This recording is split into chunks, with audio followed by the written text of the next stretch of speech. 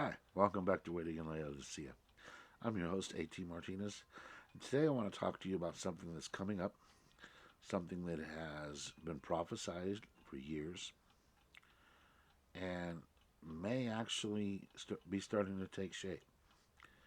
To understand what I'm talking about, first off, let's go ahead and turn to Genesis 12. Genesis, the first book in your Bible. It's the call of Abraham. Now the Lord said to Abraham, go to your country, your people, and your father's household, to the land I will show you. Basically, he says, take your people and go where I'm showing you to go. This is when God gives Abraham Canaan. And let's see what he says here. I will make you into a great nation, and I will bless you. I will make your name great, and you will be a blessing. I will bless those who bless you, and whoever curses you, I will curse. And all the people on the earth will be blessed through you. What we really want to look at here is the first part of verse 3. I will bless those who bless you, and whoever curses you, I will curse. Now, you've heard me talk about the Gog and Magog battle. When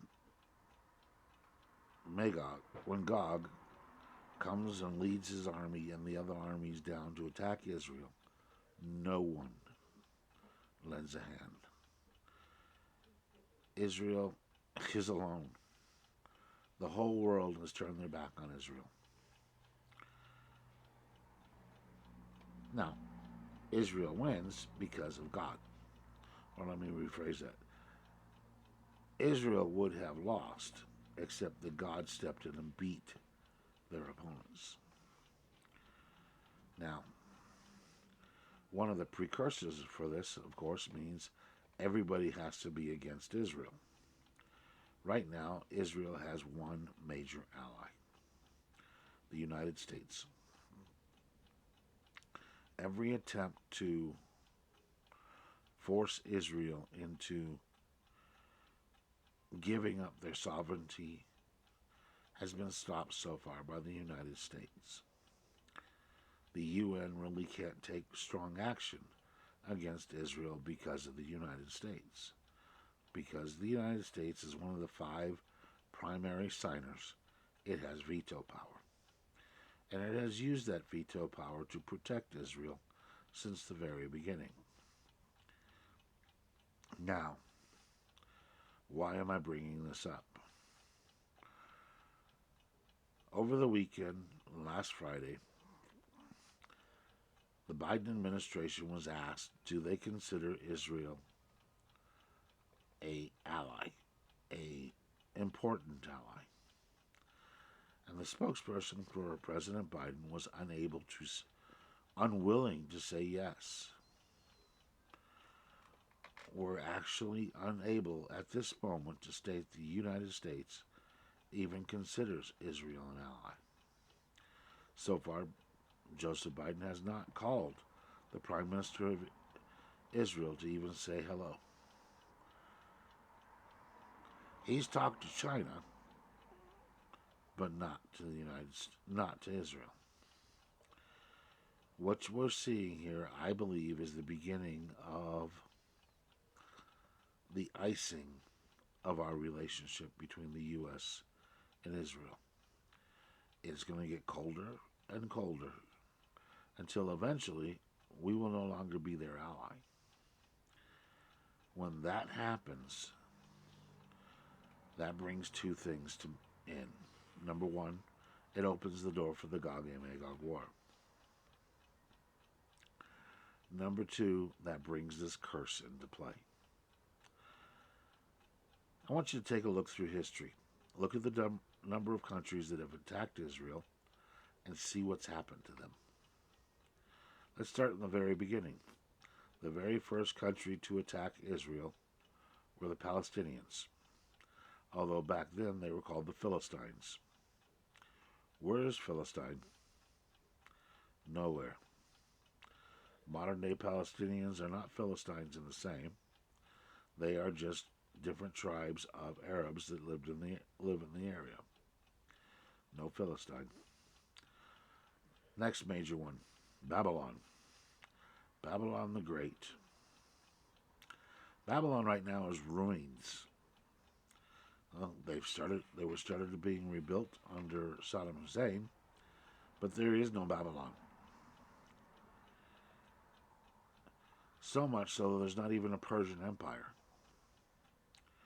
Both of those countries, the Medes and the Medeo-Persians, Babylonians, both attacked Israel, conquered Israel as a punishment from God, but yet where are the countries now? You see that Babylon doesn't exist. It's in modern-day Iraq. Persia was the area between Iran and Iraq. Both of these countries are not, in any way, shape, or form, close to what they to the power they used to have. So there's two of the countries that attacked Israel. Okay, let's take a look at the next one that came up. The Greeks. I mean, Greece is right now almost a failed state. Their money is almost worthless. And why? Now, there's a lot of cultural reasons. There's a lot of political reasons why Greece has never been able to attain anything in the 3,000 years, 2,300 years since the Greek Empire existed. But part of that still comes back to whoever blesses you, I will bless. Whoever curses you, I will curse. The Greeks and the Macedonians took over the nation of Israel. Now they're no longer an empire. They're barely a country. Same thing happened to the Romans. The Romans came in, took over. Rome is no longer an empire. Italy, again, constantly suffers the fate of those who cursed Israel. Take a look at the next group of people that went after God's chosen. And by that I mean the Jews. That would be the Germans. Contrary to any nationalist interpretation of World War II, the German army should not have lost. Why did they lose? Because Hitler was an idiot. If Hitler had not attacked Russia, there'd have been no problem. Russia would have been fine with getting their bribes and shutting up. But no, Hitler, being insane, attacked Russia, and the greatest military in the world, which was the Germans, eventually lost, because you can't fight a war on too many fronts. If they had not done what they did, Germany would rule Europe. Some of the best generals were German generals. I mean, let's face it, I would much rather have had Rommel on my back, backing me up, than I would have had Montgomery. Montgomery was a showboat and a peacock. But that's my personal opinion. The bottom line is Germany went from being a superpower to virtually no power. Now, yes, I understand Germany has reunited and they seem to be gaining in political power. But then you can look in the news and see how much strife they have within their country. Germany will never be a superpower again. Why? Because whoever blesses you, I will bless. And whoever curses you, I will curse. Now, the United States seems to be heading towards that same walk. And when we finally break ties with Israel, God's promise will come into play. See, that's a promise. That wasn't, well, if I think about it, or if I feel like it, or if you haven't made me mad, God made a promise. And by giving that promise, that There's no expiration date. He didn't say, I will bless those who bless you in the next 20 years. Nope. Whoever blesses you, I will bless. Whoever curses you, I will curse. The payment is going to become due. And if the U.S. starts cursing Israel, we will make payment too. Second thing, like I said, is it does open the door for the beginning, the official launch, unofficial launch of the end of times. With Gog and Magog, when that battle finishes, number one, the whole world is going to see the truth, but choose to ignore it. And that is, God is real. God is able to defend his people. But there will still be, well, everybody's still going to curse him. You know, one of the things that amazed me about when I read about the end of times in the Bible is the people that would rather have the rocks fall on them and crush them. Anything to hide from the wrath of God except for ask God for forgiveness. For too many people, it'll be too late. For the United States, I think once we continue down this path, it'll be too late for us. God will curse us. And rightly so. Now, I know there's some of you that are sitting back going, rightly so? You're talking about America, man. This is where I live. Yeah, but look at our country. Look at how the mighty have fallen. We used to be the beacon, the city on the hill, the shining light. We don't shine any light now. We've fallen. We've fallen greatly. There's only very few steps left until we are the evil of the world. And a lot of people in the world already see us as the evil. The final straw, I think, will be when we curse Israel. And I think we're heading that way. Now, you as Christians, as you're sitting there listening to this episode, and you're wondering, well, what now? If my country curses Israel, does that mean I get punished? Not directly. Will your nation be punished? Yes. So how do you keep yourself from being punished alongside your nation? Don't be in the cities. I've told you before, I'm not telling you to run and go hide in the hills right now. I am telling you that if you're living in a major city, get out. Get a job in a small town. Get a job on the internet so that you can get work from anywhere. Matter of fact, if you can do that, you can go hide in the hills. You can always get satellite internet access. Put your dish up. You're miles away from everybody else. You're safe. But if you're living in downtown Detroit, New York City, Los Angeles, Chicago, even Dallas, Fort Worth region, Houston, the list goes on and on and on. When the end times comes, and if not before then, that's not the place to be. When we enter a civil war, which, hey, even on primetime television and CNN, their anchors were talking about the fact, they had a guest on that flat out said, yeah, he sees we're heading into a civil war. Was he a kook? Nope. A journalist for the New York Times. Why? Because the two sides are so divided, and there is no reconciliation. Personally, I don't think you can reconcile with somebody who wants to enslave you. How do you make that deal? I'll be your slave for part of the time? We already are. Why? Yeah, okay, let me explain. Right now, taxes take about half your income in the United States. give or take right around the 50% mark. That's before Joe gets done with everything he wants to spend money on. Taxes are going to go up. He promised that. Only idiots believe the idea that it's only going to go up on the rich because they're going to leave.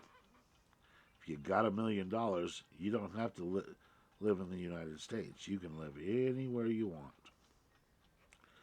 You got even more money than that, the choices become even more numerous. The point is, the rich can afford to leave.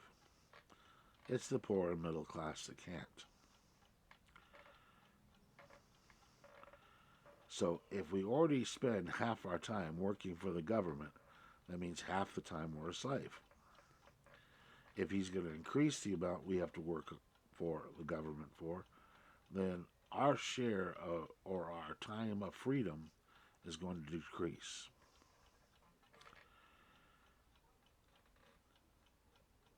One party is calling for more and more and more and more spending. They want more money given out. They want money given out to people that aren't even United States citizens.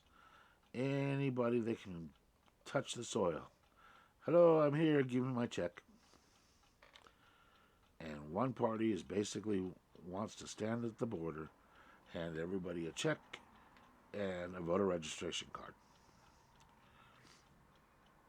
Now, the price is going to be paid because the other party and the people that follow that party and those that want to be free are going to eventually say, no more. No mas. This isn't working. It's time to quit. And when that happens, I do believe there will be a civil war in this country. One unlike any war previous. Why is it unlike any war previous? When the U.S. had its Civil War back in 1860, we had state versus states. We had a line. We knew that anything south of that was the Confederacy. Anything north of that was the Union. Well, if you look at a map today, if this went by states, the map isn't, it's all over. You've got a giant swath coming up, going down and around and over and like this, little spots here and there of one side and little spots here and there of the other side. It's not a straight line. It's all over. That's if it went by states. If it goes by counties, then it definitely doesn't look pretty. But the reality of it is, it's neighbor versus neighbor. Brother and sister versus brother and sister. That's the problem with civil wars, is everybody that dies will be Americans. Well, I personally think our civil war is going to include not only the United States, but we'll end up setting off smaller wars throughout the entire North America as people try to take sides.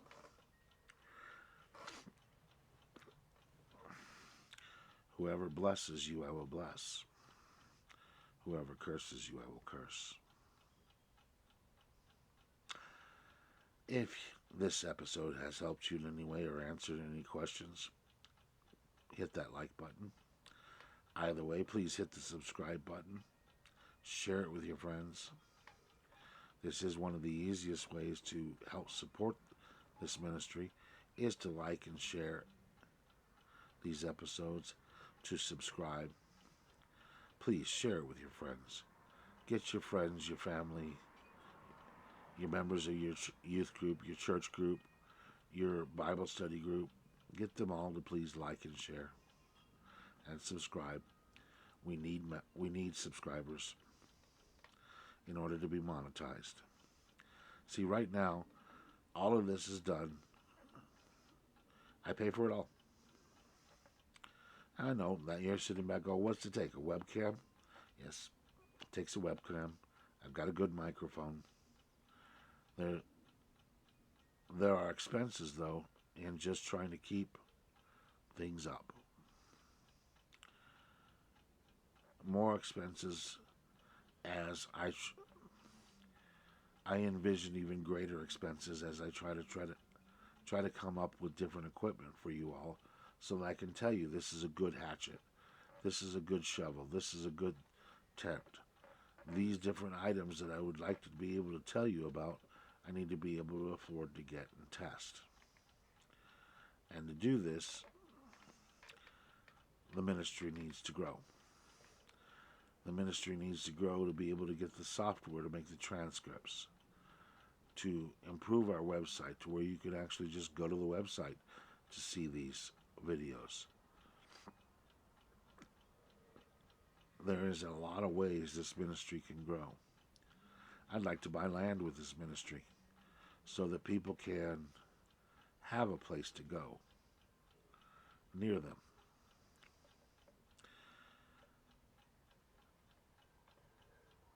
Either way, if you support this ministry by just subscribing, then eventually we'll get monetized and we'll be able to start making some money to help support this ministry. Other ways you can support this ministry financially, you can make donations directly through the platform. By platform, I mean YouTube, BitChute, whichever platform you are watching the show on. Any amount is acceptable. If you don't want to go through YouTube or whatever platform you're on, go to our website, which is www.waitinginlaodicea.weebly.com. On there, you'll see numerous ways you can donate to this ministry. If you'd like to help this ministry in other ways, send me an email. Our email addresses are listed on the website, but they're not secret. It's waitinginlaodicea@gmail.com or waiting as in the letter N.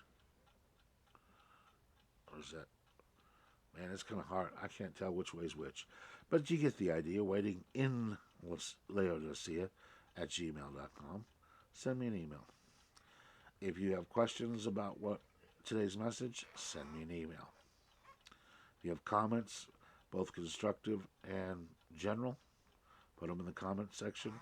We'll try to read them. And I appreciate your time. Thank you all for spending some of your time with me and with our ministry. I am your host again. My name is A.T. Martinez, and this has been Waiting in Laodicea. Thank you.